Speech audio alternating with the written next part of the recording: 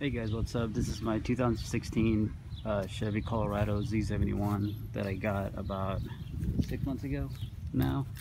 Haven't had any problems with it at all until now. At first I thought it was the e-brake cable that runs down the side of the board, the side of the frame and the side, but it's not that. I lifted it up, put it on some stands, and there's a knocking. When you move the differential, there's a knocking inside the differential. I looked up online and it said that it might be a shredded metal inside of it, but I'd never floor it in this truck. I don't take it off-road or any of that crap. I treat it really good. It's only had one oil change that they did at the dealership, and after they did the oil change it started making this sound, so it makes me feel kind of sketchy.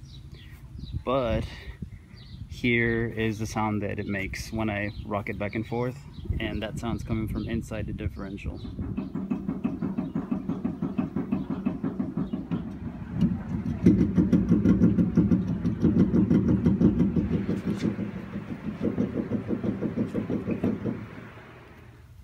Another thing that I read up online is that it could possibly be the ring gear and pinion. Don't know anything about that, so yeah, if anybody has any idea what the problem might be, hit me up.